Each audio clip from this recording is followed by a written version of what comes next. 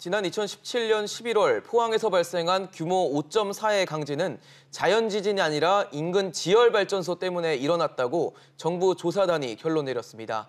지열발전을 위해 높은 압력으로 지하에 물을 주입했는데 이것이 단층을 자극해 지진이 일어났다는 겁니다. 수많은 주민들에게 고통과 피해를 남긴 지진이 인재였던 것으로 결론 남으로써 정부의 뒷수습이 과제로 남게 됐습니다. 이번 발표대로라면 정부 책임이 적지 않은데요. 누가 어떤 식으로 손해를 배상할지가 최대 쟁점입니다. 관련해서 전문가들과 자세한 이야기 나눠보겠습니다. 세종대 지구환경과학부 정태웅 교수, 법무법인 가율 양지열 변호사입니다. 두 분 어서 오세요. 안녕하세요. 네, 우선 교수님한테 좀 질문 드리려고 하는데요. 정부 연구단 발표 내용을 보면 이번 2017년 포항 지진이 지열발전소 때문에 일어났고 그 원인은 지열발전을 하려고 높은 압력으로 지하에 물을 주입을 했는데 이게 단층을 자극했다라고 하는데 사실 좀 이해하기는 좀 힘들거든요. 좀 쉽게 설명을 해주실 수 있을까요? 그러니까 포항 지진이 지열발전소에 그 물 주입하고 밀착 작업이 어떤 영향을 미쳤는지 그런 여부가 초미의 관심사였습니다. 네네. 2011년에 동일본 대지진이 워낙 커가지고 규모가 그렇죠. 커가지고 문제였죠. 한반도도 적지 않은 영향을 받아가지고 네.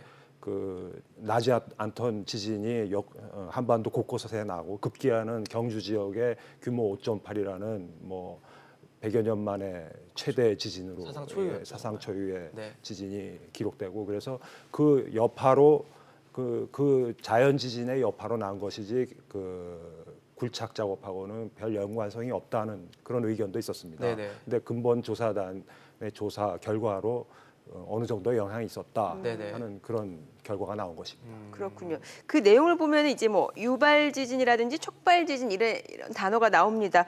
유발 그러니까 촉발은 그 지역의 지열 발전소 말고는 이 유발이라든지 촉발할 만한 활동이 없었다라는 겁니까? 이걸 어떻게 이해하면 될까요? 그러니까 유발 지진이라고 하면은 지진이 나지 않는 그런 상황에서 인간의 활동에 의해서 물 주입이라든가 아니면은 댐을 건설한다든지 하면은 지진이 나게 돼 있는데요. 순전히 인간 활동 100%에 의한 영향으로 지진이 난 것인데 이번 경우는 인간 활동도 있었지만은 그보다 그것도 감안해야지만은 동일본 대지진의 영향으로 커다란 응력이 집중돼 있는 상태에서 이 인간 활동 물 주입이라든가 그것이 촉발을 했다. 그러니까 유발은 전적으로 인간 책이지만 이것은 어느 정도 동일본 지진의 영향도 있었다 하는 그런 복합적이라는 이유. 복합적인 이유가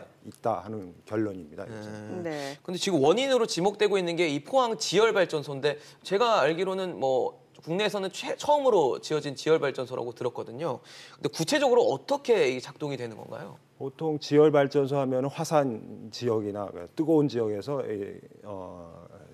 조금만 파면은 이제 땅속은 온도가 높으니까 그래서 물이 끓여가지고 그 압력으로 이제 터빈을 돌려서 발전을 하는데 포항 지역은 4km 정도 좀 깊습니다만 깊이 들어가서 그 깊이에서는 180도 정도 그 온도가 되니까 이제 증기가 발생해서 그 압력으로 이제 발전을 하겠다는 그런 계획이었습니다.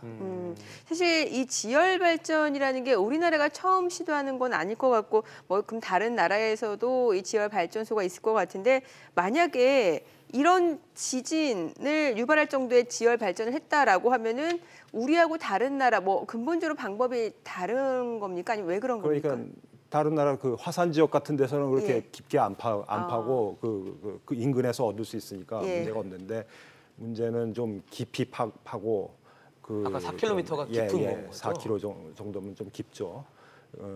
그래서 그런 작업도 있고 이게 그 문제는 좀 인근에 포항이라는 도시가 있었다는 겁니다. 그러니까 좀 가까운 데 도시가 있고 한 상황이었고 그 다음에 뜻하지 않게 동일본 대지진의 그 응력이 집중된 상황에서 이제 불행하게도 이런 사고가 났다 이렇게 볼 수가 있습니다. 변호사님, 이제 뭐 기술적인 부분을 좀 짚어봤는데요. 지진의 원인이 지열발전소 때문이었다라고 조사 결과가 나왔는데 주민들이 인근에 한 50만 명 정도 사시더라고요. 근데 주민 반응을 봤을 때 좀 환영을 하시는 분들도 있고 또 화를 내시는 분들도 있더라고요. 일단 포항 같은 경우는 뭐 두 번째 대규모라고 하는 지진이 발생을 하면서 경기 자체가 많이 죽었다라고 네. 하죠. 외부에서 포항으로 이주를 하시려는 분들이 선뜻 이주를 못 하셨던 게 지진이 일어날지도 모른다는 생각이 들기 겁나죠. 때문에 무서워서라도 이주를 못하고 그게 지역 경제에 끼치는 막대한 지장이 있었는데 이게 인공의 어떤 사람에 의한 것이라는 것이 밝혀졌기 때문에 그러면 이런 일을 앞으로 계속하지 않으면 지진이 안 일어나겠다는 말도 되지 않습니까? 네. 그렇기 때문에 일차적으로는 안심한 부분도 있지만 동시에 또 그곳에 살았던 분들은 그러면 겪지 않아도 될 일을 겪었다라는 얘기밖에 더 되겠습니까? 그래서 굉장히 또 울분을 터뜨리는 분들, 특히 어제 같은 경우는 이제 아직도 그 주거지를 이루시고 체육관에서 지내시는 분들이 이재민들이 많으시거든요. 네. 그분들이 이제 대거 상경을 해서 이 발표장에 계셨다고 하는데 그분들로서는 정말 화도 나시고 뭐 안타깝고 뭐 그런 심경이시겠죠. 뭐 노인분들도 계시고 뭐 텐트에서 그냥 계시더라고요. 아직도 체육관에서 생활하시는 분들이 한 50에서 100여 명 정도 네. 가량 있다라고 하십니다. 네. 다시 그럼 지진 이야기로 좀 돌아와 볼게요. 사실 그 이후에도 이제 여진이 많이 일어났단 말이죠. 그러면 그 여진에 대해서는 어떻습니까? 이 지열 발전 때문이라고 봐야 되는 겁니까? 아니면 앞서 말씀드린 뭐 그런 이유 때문에라고도 볼 수 있는 건가요? 일반적으로 큰 지진이 나면은 예. 규모 5 정도면 규모 3의 여진이 이렇게 계속 1년 정도 계속됩니다. 네. 그러니까 큰 지진이라는 거는 이제 단층이 깨져서 이제 발생을 하는데 네. 그게 한꺼번에 깨지지 않고 이제 군데군데 뭉쳐 있는 데가 있고 그것이 이제 서서히 이제 풀리면서 네. 긴 시간 동안 여진이 발생을 합니다. 그렇다면 지금 상태에서도 앞으로 또 이런 일이 벌어질 가능성이 뭐 없다고 단정을 지을 수는 없잖아요. 그럼 뭐 지열 발전을 중단을 해야 되는 겁니까? 어떻게 되는 겁니까? 그러니까 그거에 대해서는 좀 과학적으로 좀 더 규명을 해야 될 문제인데요. 일단 큰 응력이 풀렸으니까 네. 일반적인 상식적으로는 응력이 풀린 상태에서는 더 이상의 큰 지진은 발생하지 않을 거라고 봅니다만은 좀 더 지켜봐야 될. 근데 지열 발전이 문제라고 지적된 상태에서 계속 가동을 하면은 일단 지역 주민들은 반발할 수밖에 없을 것 같거든요. 예, 그러니까 이것은 이 세계가 주목하는 초유의 사태입니다. 예, 물의 양을 보면은 뭐 1000분의 1 수준으로 그거에 지열 발전에 주입한 1000배 정도의 물을 가지면은 포항 지진 정도의 지진이 난다 하는 건 알려져 있었으니까 굉장히 작은 양으로 물이 났다, 지진이 났다는 것으로 예, 초유의 일이니까 이것은 앞으로 계속 연구를 해야 될 새로운 사실입니다. 네. 지금 그러면 이 포항 지진으로 인한 피해 규모가 얼마로 집계가 됐습니까? 공식적으로 집계된 예. 건 한 850억 가량 돼요. 850억, 그러니까 사유시설도 한 580억 가량이고 나머지 250억 가량이 이제 공공시설인데 네네. 당시 중상을 입은 분 한 분을 포함해서 110여 명 분이 또 부상도 입었었고. 네. 근데 그거 외에, 그러니까 정말 직접적으로 드러난 피해 외에 나머지 다른 분들 같은 경우 정치적 피해 같은 경우들도 그렇죠. 사실 지진을 한번 겪으신 분들의 트라우마는 이 그렇죠, 지역을 예. 못 겪어보신 분들은 이해할 수 없을 정도라고 하거든요. 그래서 그런 분들이 이제 1차적으로 가처분 신청도 해서 현재 일단 그 운행은 중단이 된 네네. 상황이에요. 90% 정도 공경을 마친 상황에서도. 근데 이제 교수님 말씀하신 것처럼 거기서 끝나는 게 아니라 네네. 이미 뚫어놓은 그런 구멍은 어떻게 그렇죠. 할 것이냐. 그리고 거기에 더 이상 뭐 이게 뚫어놓은 구멍을 잘 수습을 하지 않으면 뭐 자연수가 흘러들어서 문제를 또 일으킬 수도 있는 부분이기도 아까 하고. 뭐 4km를 4km를 뚫었다고 하니까. 그리고 단층이 붕괴된 부분 같은 경우는 그냥 관정만 폐쇄하는 것으로 가능할 것인지 네. 아니면 그 부분에 대한 일정한 복구 부분도 있어야 될 것인지 이런 부분들이 이제 학계에서도 좀 주목을 하고 있는 것으로 알고 있습니다. 이게 지금은 뭐 인재라고 한다면은 사실 천재가 아니라 인재라고 한다면은 어떤 보상에 있어서도 좀 문제가 달라질 것 같거든요. 우리가 용어부터가 달라지죠. 예. 보상이라고 하는 것은 정부 차원에서 이것을 천재지변이기 때문에 재난지역으로 선포를 하고 정말 글자가 들어 이제 국가가 국민을 보호해야 한다는 의무에서 나와서 잘못한 부분이 없는데도 불구하고 이런 부분에 최소한도의 지원을 해드리는 것이고요. 이 인재에 의한 부분, 여기는 이제 민관 합자 시설 아니겠습니까? 국가에서도 돈 비용을 많이 지불했고, 근데 민간 기업 같은 경우는 이미 지금 뭐 파산 상태, 법정 관리에 들어간 상황이고 운행을 못했으니까요. 자본금도 17억 원 정도밖에 안 됐기 때문에 네. 뭐 사실상 뭐 손해배상을 해줄 수 있는 여력이 없고 그래서 결국 이제 국가배상의 문제로 갈 수밖에 없는 상황인데 국가배상을 어느 정도 규모로 할 수 있느냐가 굉장히 앞으로 논란이 될 것 같아요. 왜냐하면 굉장히 복잡한 문제가 발생하는데 우리 그냥 지하철 공사라든가 아니면 네네. 인근에서 대규모 공사를 해서 땅이 흔들려서 주변 집들이 파손이 됐다. 네네. 이건 좀 비교적 뚜렷하죠. 그렇죠. 근데 이거는 아까 교수님 잠깐 설명하셨지만 이 관정을 뚫는 이런 설비를 하지 않았으면 지진이 일어나지 않았던 건 맞는데 문제는 순수하게 딱 관정을 뚫었기 때문에 일어난 걸로 볼 수 있느냐. 그러니까 일본 관동 대지진의 역할이 있을 수도 있고 포항 쪽에 단층이 애초에 좀 뭐 부실했을 수도 있고 그렇기 때문에 이게 만약에 우리 그런 표현을 써요. 도화선이 돼서 가뜩이나 기름이 끓고 있는데 불을 붙인 거라면 전체가 다 이것을 손해라고 또 볼 수 없는 부분도 있고 네. 하지만 그럼에도 불구하고 어쨌든 문제를 일으키게 된 계기가 된 거는 이 분명히 지열 발전소이기 때문에 그럼 그것의 손해가 책임 비율을 어느 정도 되느냐를 따지는 게 아주 복잡한 문제가 될 것으로 보입니다. 예. 아까 교수님께서 촉발이라는 단어를 쓰시면서 왜 문제 원인이 복합적이다라는 표현을 쓰셨기 때문에 앞으로 어떤 책임론에 대한 거는 좀 더 좀 진행이 돼야 될 것으로 보이거든요. 그러니까 복합적이라고 하면 복합적인 부분 중에서 얼마만큼이나 이 그렇죠. 기업 내지는 정부의 책임으로 볼 수 있을 것이냐라는 거고 그다음에 그게 기업 내지 정부의 책임이라고 봤을 때도 그러면 정부나 기업이 과연 이거를 예상할 수 있었느냐, 알았거나 알 수 있었느냐, 과실이 있었느냐는 문제를 따져봐야 되는데 그 따져보는 게 첫 번째로는 사업을 시작하는 시작 단계에서 조사원들이 과연 안정성을 얼마만큼이나 꼼꼼하게 잘 평가를 해봤느냐를 첫 번째로 따져봐야 될 것이고요. 두 번째는 이런 종류의 지열 발전소는 이제 운행을 하는 과정에서도 작은 규모의 지진이라고 불러야겠죠. 작은 규모의 지진은 있을 수밖에 없다라고 합니다. 구조적으로. 그런데 그게 어느 정도 범위를 넘어섰을 경우에는 반드시 막고 적절한 조치를 취해야 되는데 그런 뭐 상시적인 모니터링 과정은 얼마만큼 잘 운영하고 있었는지 이런 부분들을 하나하나 다 따져봐야 될 것으로 보입니다.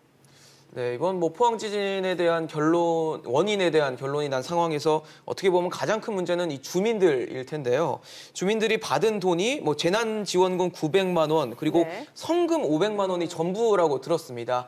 살던 집 잃고 새로운 또 삶의 터를 마련하기에는 너무 부족한 거 아닌가 이런 생각 들거든요. 이걸 어떻게 집을 마련할까요? 턱없이 부족하죠. 그리고 저 주요 진앙지 지역이 이제 홍성읍 지역이라서 아주 도심 지역은 아니고 거기에 이제 대부분 자가 어떤 주택 같은 것을 많이 가지고 계신 분도 있었지만 그렇더라도 그 부분에 설령 토지를 소유하고 있다고 할지라도 지금 말씀하신 1,400만 원으로 집을 신축한다는 건 불가능하죠. 불가능한 일이기 때문에 여기에서 지금까지의 어떤 뭐 재난지원 형태로 주어진 돈만으로는 돈이었기 때문에 계산이 저렇게 나왔고 국가가 잘못한 부분이 없다는 거기 때문에 어떤 지금 이미 소송이 진행 중이기도 하지만 법적인 손해배상 조치가 있기 전이라도 뭐 특별법 같은 걸 제정한다는 식으로 방법에서 실효성 있는 좀 지원이 필요하지 않을까 하는 생각이 듭니다. 그러면은 그 피해를 본 주민들은 조금 더 보상 금액이 늘어날 여지는 충분히 있다라고 볼 수 있는 그 겁니까? 부분을 1차적으로 이제 포항시에서 오늘 오후에 발표를 하기로 했고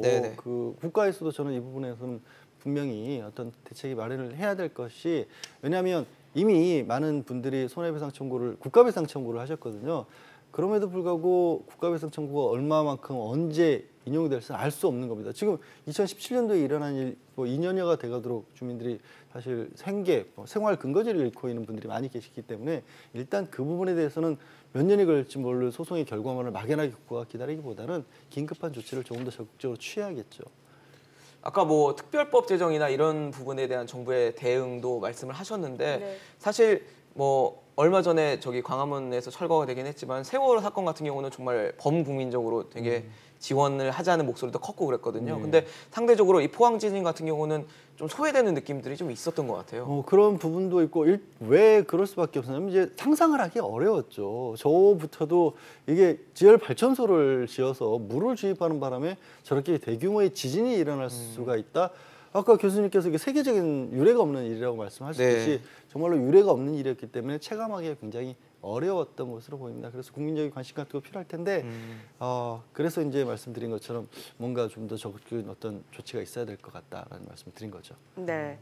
자, 사실 일본 같은 경우는 뭐 지진이 빈번하기 때문에 뭐 지진과 관련한 연구에 심혈을 기울이고 있고 여러 가지 대책들도 많이 마련이 되어 있지 않습니까? 그럼 우리나라도 관련해서 뭐 체계적으로 좀 지속적인 그런 연구도 있어야 될 것 같다는 생각이 들거든요. 어떤 부분에 대해서 좀 조언을 해주실 수 있습니까? 먼저 참 안타까운 게 이런 네. 일이 있을 때 외국 학자들을 이렇게 불러가지고 이렇게 조사를 시키고 네. 그랬는데 앞으로 이제 인간 활동이 이제 빈번해지면 거대한 구조물이 생기고 그러면 관련된 지진 활동도 생기게 마련입니다. 그렇죠. 근데 그런 일이 벌어질 때마다 이렇게 해외 학자들을 불러서 그 부탁을 해야 되느냐 그런 면을 봤을 때 네. 우리나라도 좀 지진의 그 저변, 그 연구 저변이 좀 확대돼야 될 것 같고 지금 상당히 그 작은 규모 수준입니다. 네. 그 열악한 수준이고 그래서 좀 여기에 대한 지원이 좀 있어야 될 것 같습니다. 네, 알겠습니다. 오늘 양지열 변호사, 정태훈 교수였습니다. 두 분 말씀 잘 들었습니다. 감사합니다.